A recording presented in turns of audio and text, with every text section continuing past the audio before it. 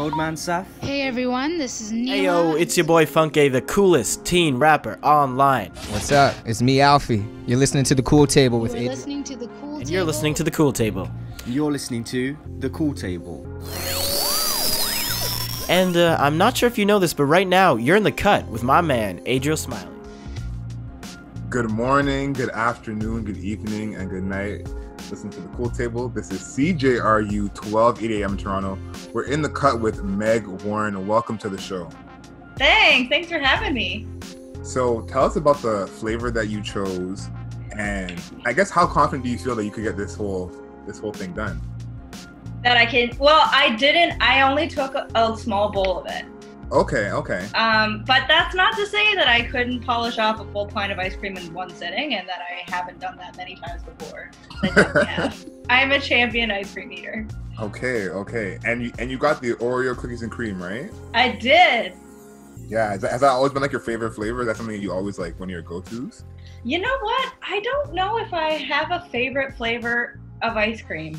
Really? And I have been like an ice cream fiend my whole life.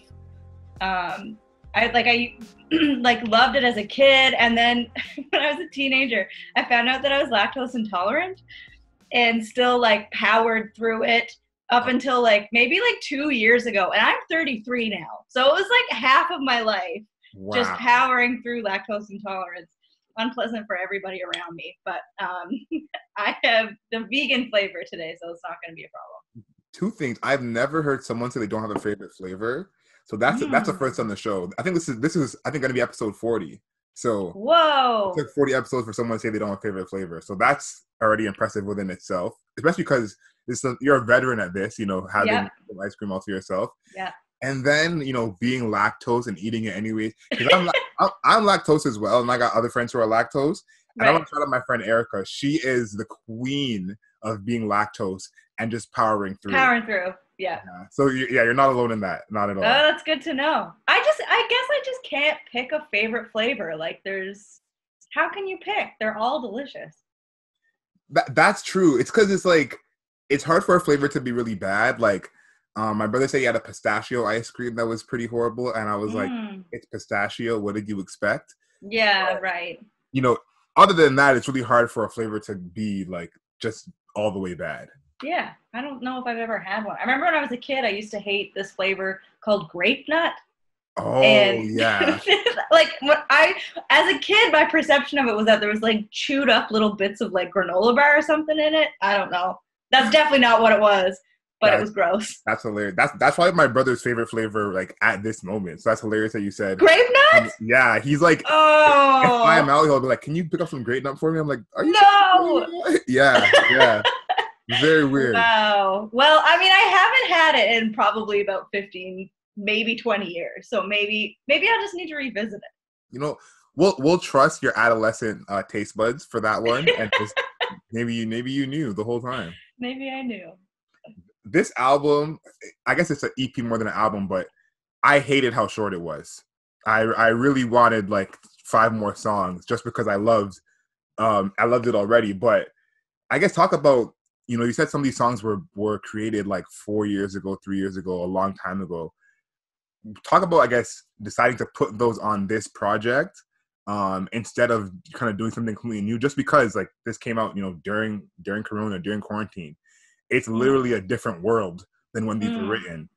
So talk about, I guess, the idea to keep those songs on there because they still fit and still made sense. Right. Well, thank you. I think that sometimes I feel like I'm kind of drawn to writing like bummer songs anyway. I'm also, that's like a lot of times it's also what I like to listen to. But especially, like a couple years ago, I was diagnosed with depression and I was like dealing with some mental illness stuff. So a lot of the songs reflect that. And I mean, this has been an awful year for so many people. So I feel like the themes of like being mentally unwell, being, like mentally kind of caught up on things that are not really healthy for us is probably something that is like happening with a lot of us during quarantine. So I guess that it kind of makes sense in that way. Yeah, I thought that was like spoke to the strength of the writing, because I feel like your songwriting on this album is like the star of the album. Like I love so many things musically, but the songwriting really stands out. And it's just like you said, all the stuff you're talking about could be at any time and are helpful at any time. So I really like that. The name 1,000 Ways, in 1,000 Ways, you say there's 1,000 ways to get there. And like I wanted to let out a little tear when that part came, because I really felt that. I was like, there really is 1,000 ways to get there. Talk about choosing that as the name of the project. I really appreciate that. Thank you. I just felt like I had, so I was in a band for all of my 20s essentially, and I left that band, and when I left, like I had a total identity crisis. I had no idea who I was. I had no idea what my worth was as a human being. And I think that as I kind of started to heal and get better, in my mental illness and stuff too, it was like I had a bunch of these realizations of like, how I was existing in the music industry before was not really healthy for me. And like, the band was kind of the singular focus of my life, and I was working obsessively, like borderline desperately. And, I felt like I was kind of getting bombarded with this messaging of like, you have to work harder than everybody around you. And that's the only way you're going to have any sort of success in the music industry. And like, I think that there definitely is, I think that kind of lifestyle, I don't mean that it's bad for everybody. I think that some people really thrive in that environment and it works really well for them. I just felt a little bit like maybe it's not a one size fits all kind of approach, and it didn't work well for me, and it doesn't work well for me now. I try to kind of look at my job like anybody else looks at any other job. And, there's like it's what I do. It's not who I am.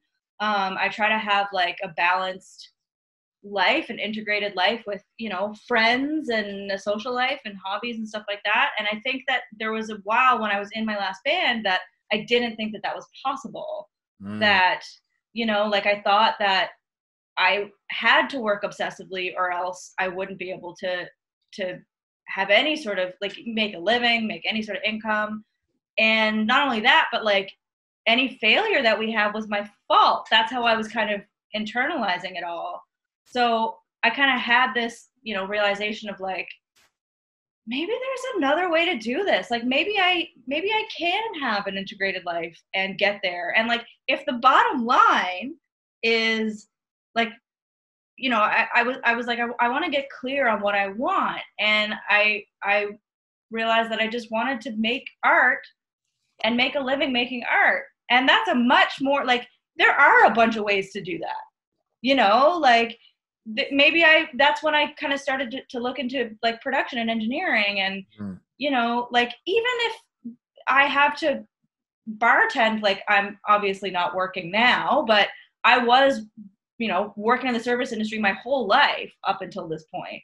So like, if I have to do that for longer than I imagined, like, if that means that I can make the art that I want to make, then, maybe there's just a bunch of different ways of looking at it. And so I just felt like that kind of captured the whole essence of like the EP, where I am in my life and all that. That's a very long answer, but you answered it perfectly, because I felt super connected to this project as if you were talking to me or about me, as if I was somehow a part of making this project when obviously I was not. But you saying there's 1,000 ways to get there and talking about kind of that mix of I just want to make art and, all the pressure that comes with you want to work the hardest, you want to feel the success. Like that is such a huge part of, it's like almost ingrained in you, and you usually don't feel when that starts. Like when that feeling starts, you don't usually pick up on it right away. Only when it's become part of your thinking do you realize it's a thing. And I think about all the time when artists would talk about making a project in 2 weeks or 1 week, or we were in the studio for 10 days and knocked this out. And in my head, I was like, so what are you doing for the rest of the year? Like, that's wrong. Like, Yeah. you know, that all the ways you're taught to think, like, that's wrong. Like, you're doing it too quickly. And, you know, and these amazing songs and amazing music would come out of some of those 10-day projects, 7-day recording sessions. And it's you know, it's almost like freeing that they were even able to do that. And it, you know, it helps you kind of realize there's more than one way to skin a cat, which is what you're saying, 1,000 ways to get there. I want to talk about this being your first kind of solo offering as a full project, but it coming out when you can't even tour. Because I can imagine how many fans, you know, you would even get more them getting to see you live. And obviously we have this whole Zoom live nonsense that's going on, but it's obviously not the same. Did that affect how you know, put the project out, or what was on the project, knowing that you couldn't perform? I mean, it definitely affected the release strategy. So, like, just for context, I recorded this in November of 2019. And then the plan was to, so I'm originally from Newfoundland and Labrador. And, like, I was based out of St. John's for a large chunk of my musical life. So I wanted to, like, go home and play this festival. And that would be the big release. And that was scheduled for the end of May. And I was like, you know, literally gearing up to like book a bunch of shows around it. Like I was like, had a list of like Toronto venues and all this stuff. And it was like, I think like a week before they announced the festival or something was when the big like pandemic announcement happened or whatever. And like honestly it was devastating. Like I became a musician to perform and to tour. And like you're right, the Zoom thing is just not the same. And like, you know, even as like an audience member, when I watch these Zooms, all I feel is like sad and nostalgic for not being able to experience it live, you know. And I've seen some like really incredible, really well produced shows, but it's just like that's the really wonderful thing about live performances is that human connection, right? Like it's being able to be in a room with all these people and like I love going to shows almost as much as I love playing them. So like that's a big part of me being a musician. And the answer is no, I didn't have any plan to kind of scale it down. I had to kind of like, I mean, I guess fortunately a lot of the songs were written originally like either around like an acoustic guitar or a piano. So a lot of them kind of work in that way. Mm-hmm. But no, it definitely was not. It just completely, I don't know, took me by surprise or, yeah. No, I can imagine, because it's like going to shows is like where all my money used to go. Like, yeah, you know, that was like, listen, any show under like $60-$70, like I would even have to know you. Like, my friend wants to go, I'm like, yeah, I'm there. You know, sign me up. And yeah, like, I know, it was making me broke. Like, it's like spending all my money going to shows, and it's, I don't know, I miss it so much. It's not the same, especially because it's like all these Zoom performances. Some of them are really cool, like you said. People are doing a really good job at some of them, and especially with the YouTube live as well. It's like some of these would be good as like a holdover. Like I see you do this live when the album comes out, and then when you come to my city, I'll get to see the real thing. Yeah, you know? And it's like it. Even though some of these are done so well, knowing that there is no live follow up kind of taints how you're even looking at it in the first place. Yeah. Yeah. And it's not the same at all.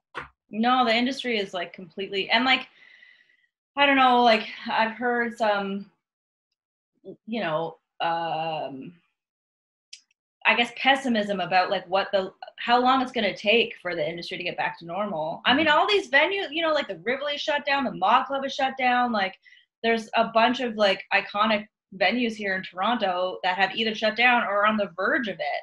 And so, you know, once everything opens back up, all of these artists are going to be in the same spot of their album cycle too, right? Like we're all going to be ready to tour, and we're going to have a smaller amount of venues. So I don't know how long it's going to take for it to actually get back to what it was, but I don't know. I try to be hopeful about it. Yeah. See, like seeing those shut down was really like, oh, this is really happening. But yeah, it's real. I feel some optimism just because, you know, we are still a community in the music industry. Mm-hmm. Like it's not like we're going to the throats all the time. There is some of that, of course, but Mm-hmm. we are still a community. So I feel like as a community, we'll pool our dollars to kind of into that next mode of whatever that is. But you're right. It is scary seeing all these, you know, places go down. There's a couple songs on here that I like. I don't even know how to decide which one's my favorite song, and that's obviously a good problem to have. But 1,000 Ways I love, like I told you before. If I can't do it the way I want, then I won't do it at all. That was like my early favorite. As soon as that song started, I loved the drums, loved the guitar. I was like, this is it right here. Talk about what did something happen specifically that made you kind of make that song, or what was going on that made you put that song together? Well, I mean, that was kind of my response of, you know, to the industry. And there were definitely a couple of like true moments that kind of, you know, I don't know, inspired me or whatever to write it. Like I had somebody that I really looked up to and that I was working with that, like, you know, took me out for a meal one day and essentially was like, told me that I was lazy because I had spent like a weekend night in with my partner rather than writing. And I think that their logic was like, you know, because I was doing a bunch of like songwriting sessions, like the top line producer beat maker kind of thing, and you go into a room and you like pop out a bunch of songs really quickly. So I was doing a bunch of that, and I think that their logic was like, you know, if you're struck with an idea, you kind of always have to be ready for, you know, the inspiration or whatever.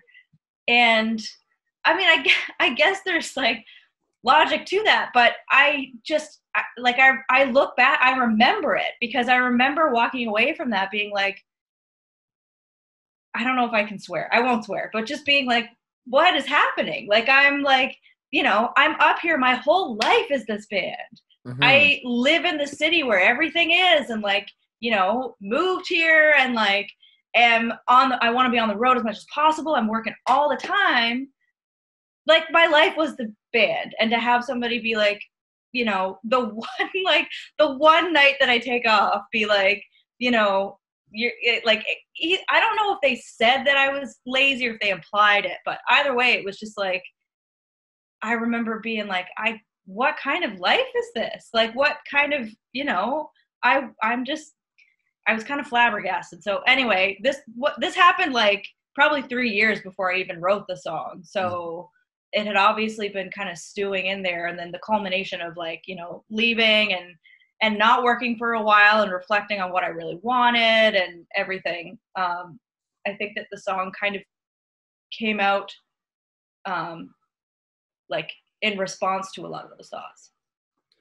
That's crazy that someone said that. It's just like, it's almost like you're not allowed to live life, you know? Exactly. But that's not uncommon. Like, that's like, especially when you start to work with people that are like, you know, higher up, like in these like major record labels and like these managers and stuff, like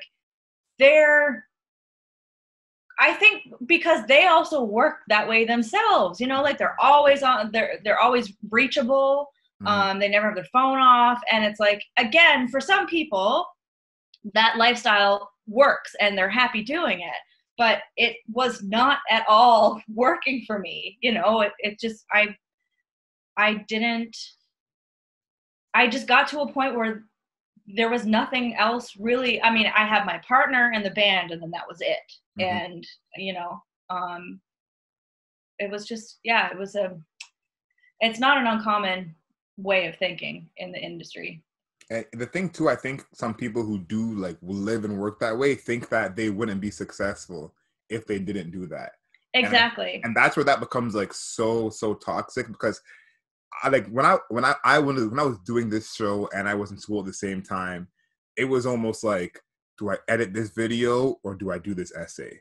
And like Right. when it's like you almost have to do both because there is deadlines for both. Mhm. That I became one of those people who was like, I'm working every day and I can't take any days off, and I'm only going out if I'm going to network or do this.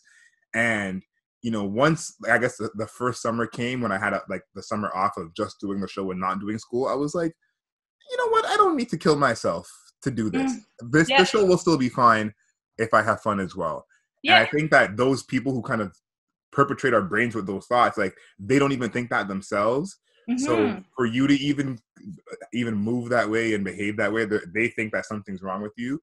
But that song really captured all that I feel about this, like in the same way, because me and my girlfriend say all the time, she's into dance, and we always say, I'm not dancing no one else's choreography. Mm-hmm. I'm gonna dance my own dance. So I think I love that song just for that message alone. So I really appreciate you for putting that on there. Thank you. Thanks. That's very kind. You have a line on You Don't Know Who I Am where you said, performing in a mask whenever you're around. And that's stuck out for two reasons. Obviously, this is the time of the mask. This is the year of the mask.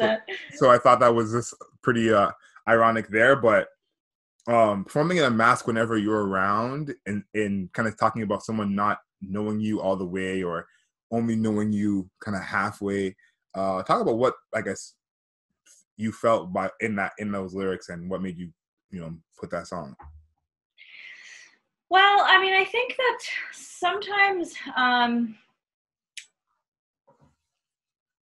I think that it's kind of like I feel like you kind of touched on this when you were speaking just then, when you said that sometimes you kind of put your head down in this like grinding it out kind of thing, and you don't even realize that you're stuck in this mentality. Like it takes you a while to kind of wake up to it. And I feel like I had somebody in my life that I was kind of behaving that way with, where I just felt like I couldn't like authentically be who I was. I couldn't really,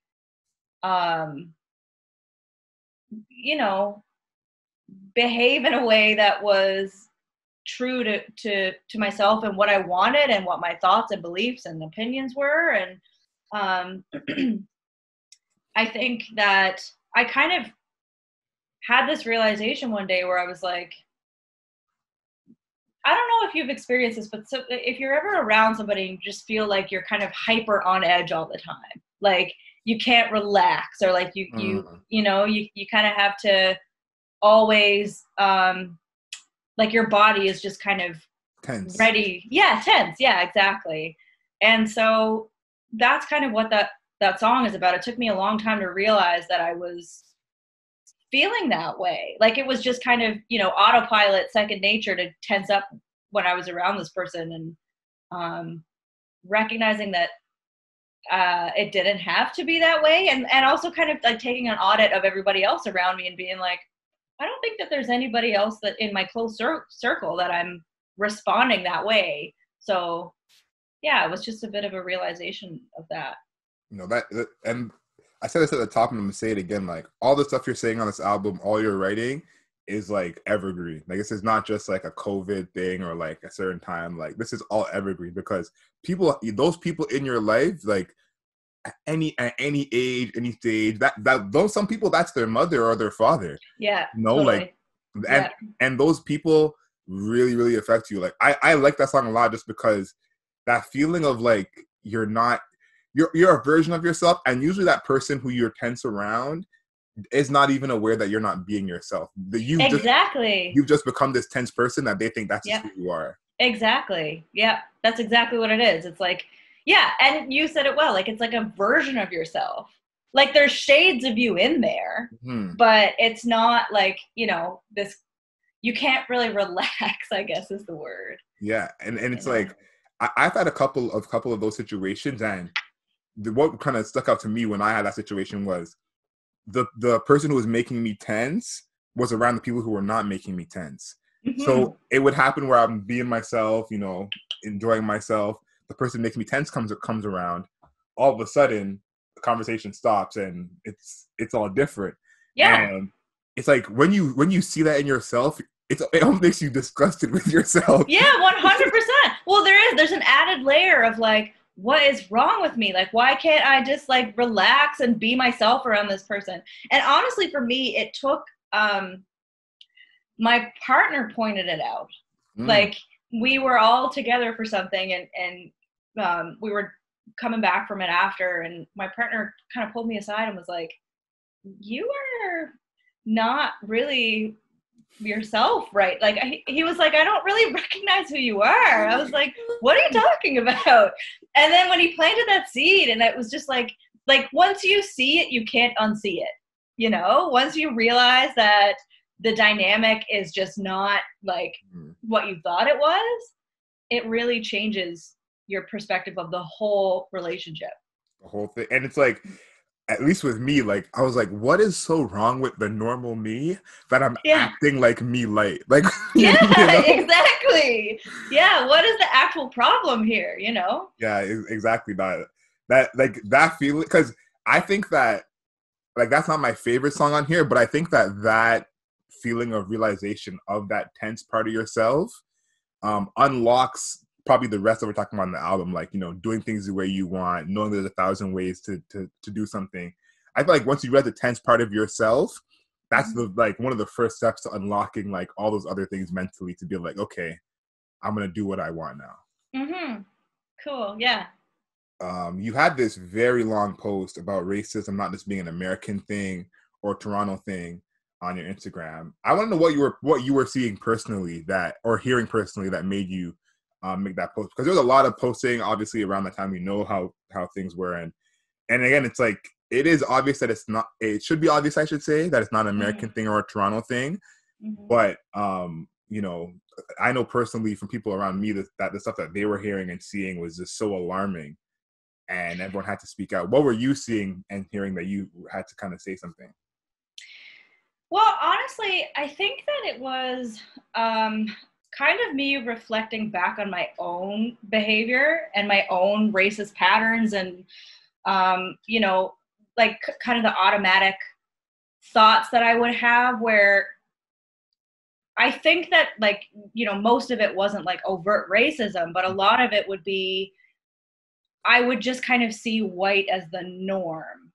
Or, you know, think of like, I just wouldn't miss, like, if I were to watch a TV show, I wouldn't clock that it was all white people. Okay. Or, you know, like looking around at like a local scene in St. John's, I wouldn't clock that it was mostly white people. And, you know, that there wasn't like a ton of effort to be more inclusive of BIPOC people.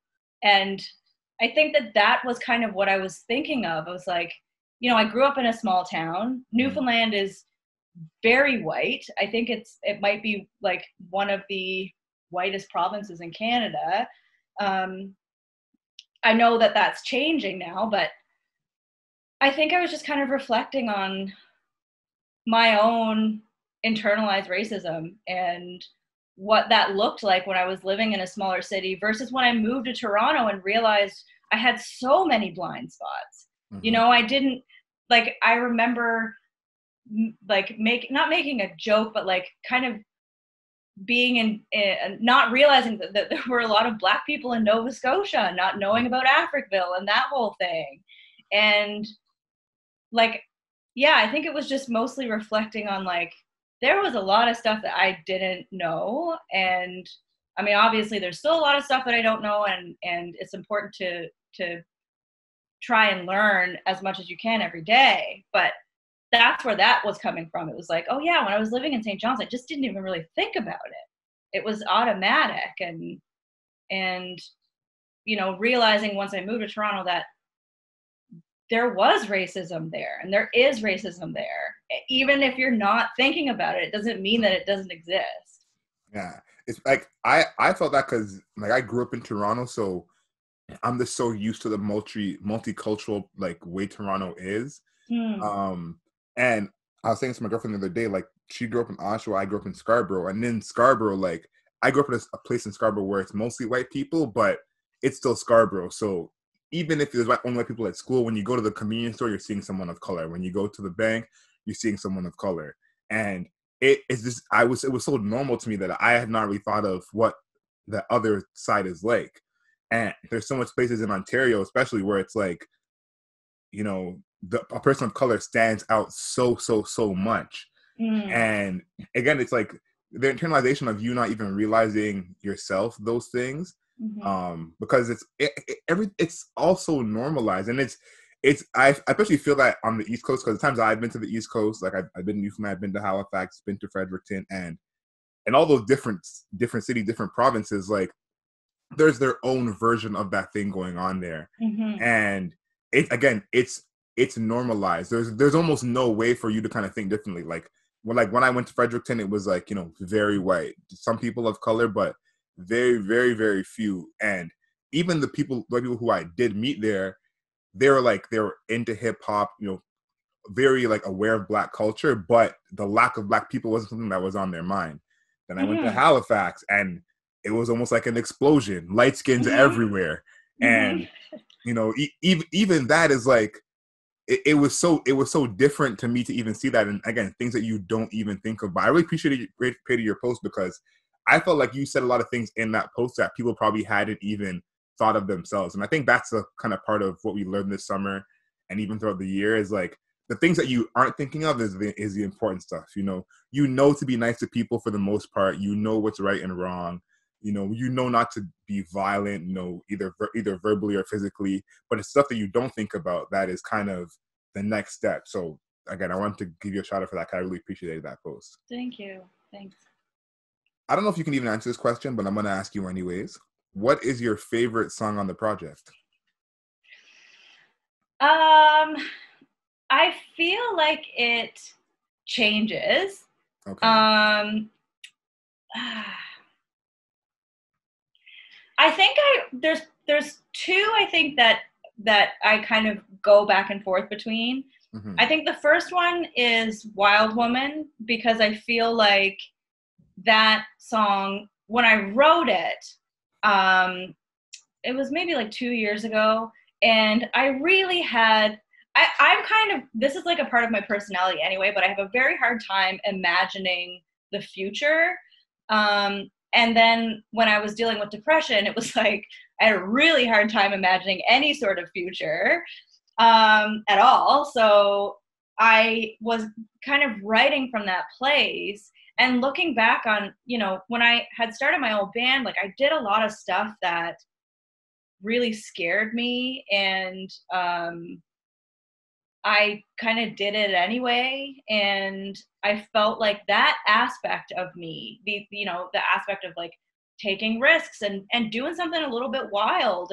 And, you know, like I said, like I grew up in a really small town. I didn't know any like professional touring musicians until I moved to St. John's. And I didn't think that it was like, you know, even like a plausible career. And then I just kind of did it. And I felt like when I wrote Wild Woman, that person was gone. Like she was kind of inaccessible to me. And so I really like that I was able to kind of capture that sentiment. And then I think the second song is probably Bomb.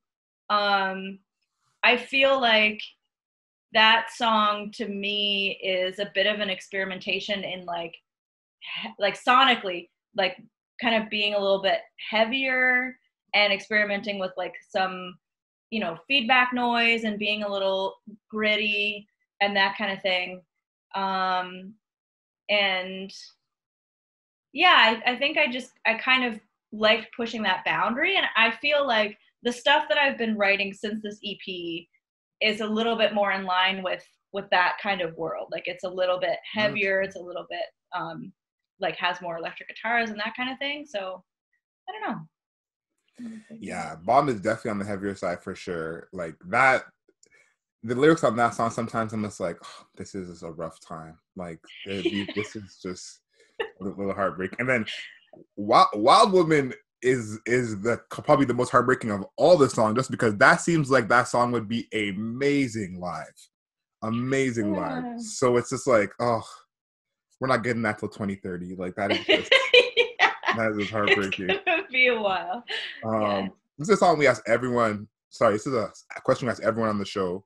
You see, when people get a lot of money, they get very, very rich, like Michael Jackson, Justin Bieber. They buy these exotic animals. You see, Justin Bieber with his monkey, Michael Jackson with his monkey, Mike Tyson with his tiger. Is there an exotic animal that you would even consider as a pet?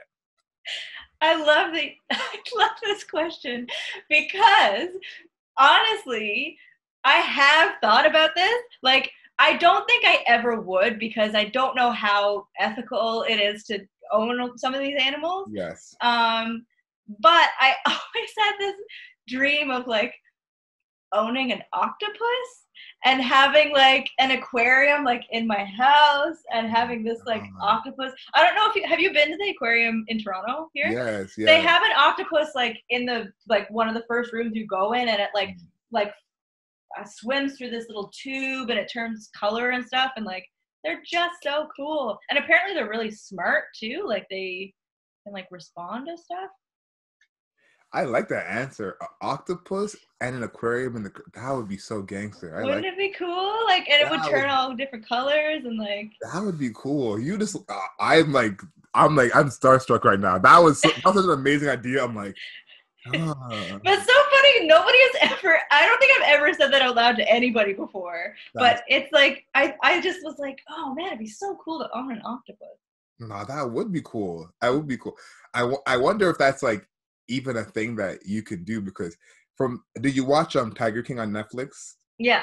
So from watching Tiger King, I thought about them talking about people buying tigers when they're little cubs and them growing up, and I'm like, I guess if there's a way that you can like actually buy tigers and there's like a market for that, there has to be a market for getting an octopus. But yeah, I don't know. I've never heard of anybody ever owning one, and I know again there's a lot of like legal issues around a lot of this stuff.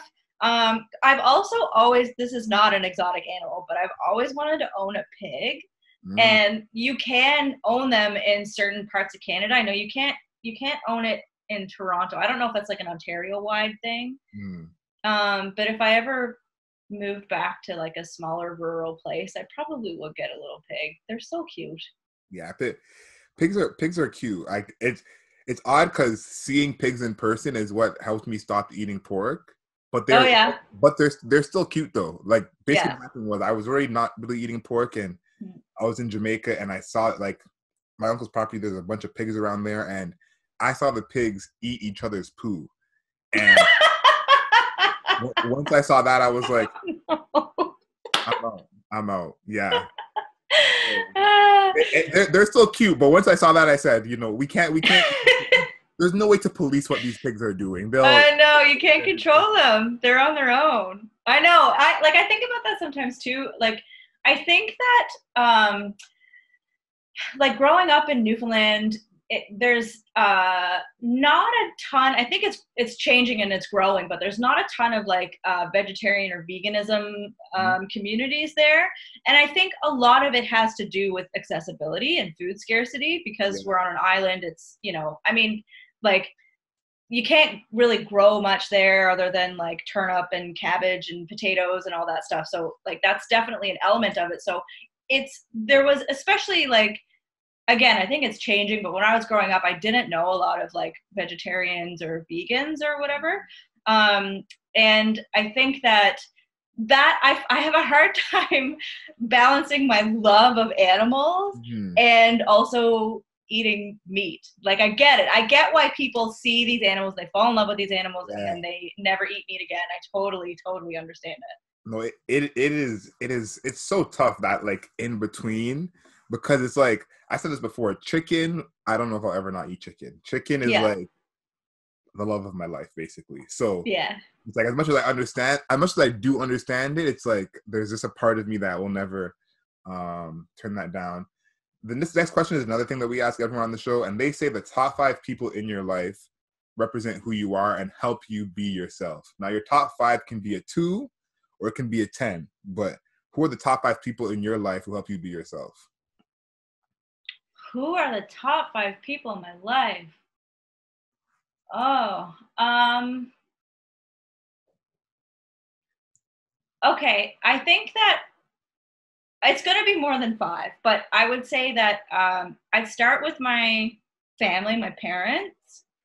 I feel very lucky with like how amazingly supportive they have been throughout like my whole life, but especially when it comes to the music career, because I know like I've got a lot of peers that whose parents are not as supportive, and mine have been really wonderful and also just are like lovely humans. So it's nice to I think that there's a lot of them in me.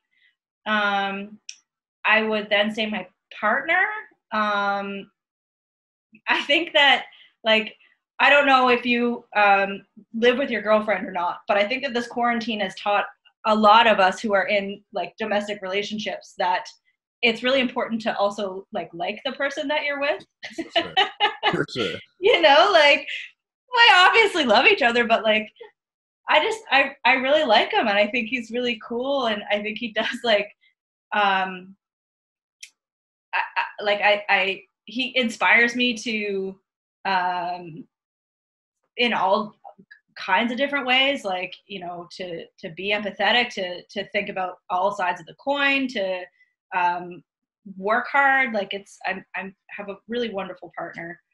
And then I guess like I have been blessed with this really amazing kind of tight-knit group of friends. I have a tight-knit group of friends back in Newfoundland, and then I've got a really wonderful tight-knit group of friends up here in Toronto. And I think that I don't know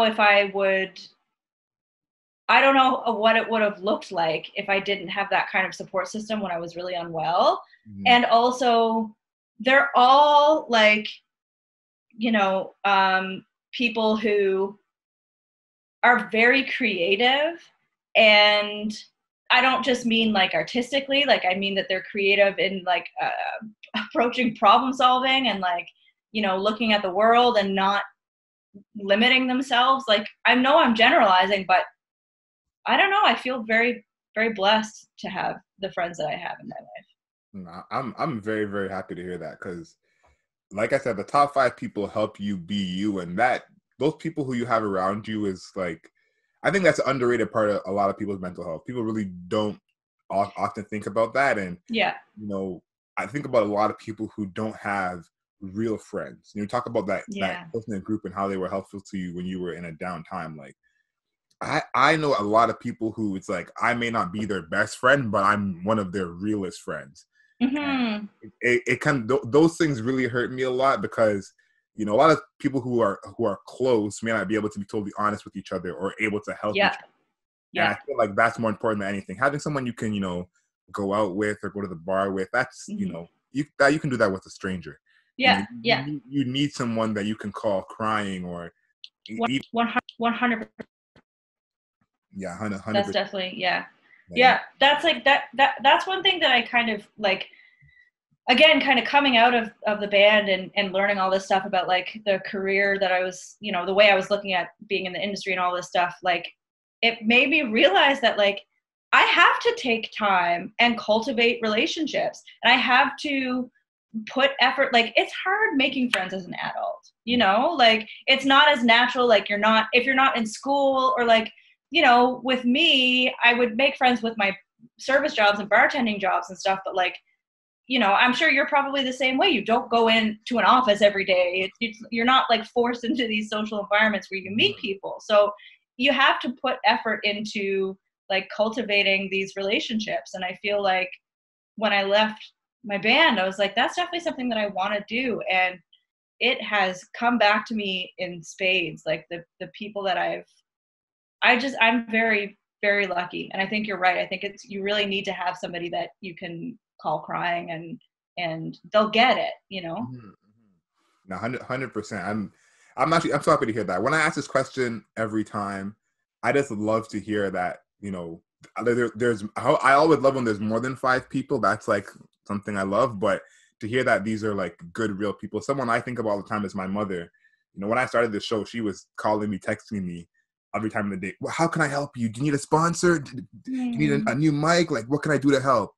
And it's like, that is, you know, such a unique thing. You're not always going to get that support. You can assume that these people care about you if they're close to you, but, you know, as life goes on, you'll kind of realize that's not always the case. This is our last question. And I want to give a shout out to Brandon Gibbs because he runs a segment. We call it Wednesday Wisdom. It's a new motivational quote or saying we have every week. So is there something that you kind of keep in mind when you're having a rough day or having a rough time that kind of keeps you staying positive when things don't always seem that way? I think that, so my dad always says this to me. He says, you eat an elephant one bite at a time. And he's been saying that to me since I was like in university, since I was, you know, kind of moved out on my own. And I think what it means is that, like, you know, if you look at, like, I think that it's really easy to get overwhelmed by all the things that we need to do, you know, as human beings, as adults, staying on top of bills, making sure we've got, you know, enough income and keeping the house clean, getting groceries, and doing all that while trying to have a social life and build your career and, you know, have hobbies and do other stuff. And I think, like, the amount of times that phrase has popped into my mind has honestly really helped me get through a lot of things that I was completely overwhelmed by. Even looking at, like, this EP release, it's like, oh my God, like, you know, it's a massive undertaking to write the songs, to arrange them, to find a producer, to bring it into a studio, to book the flights to get to the studio, to find a place to stay. Like, it is, and that's just the recording process alone. Then, you know, putting it out and touring and doing that whole thing. I think that I thought about that phrase a lot when I was doing that, because it really helped me kind of break it down into manageable chunks. And then before you know it, you look behind you and you've done all that stuff. And the huge task is in your rearview mirror, you know? So I think that's been really helpful. Oh, I love that one. I love that one. Will Smith has a saying that he said his dad said to him, which is like, you know, you don't just build a house in a day. You lay a brick every day. Yes. Then you have a house. So exactly, it's the exact same thing. No, I love that one a lot. I want to thank you so much for coming on the show. This has been an amazing conversation. Did you finish the little ice cream you had in the little? No, I was, this interview and conversation has been so great that I'm like, I don't want to stop and take a bite because I'm just like, this is really awesome. It's been a great interview. It's kind of melted now. Okay, you know what? Next project we'll have you back and you can kind of show us the skills that you claimed you had when it came to eating ice cream.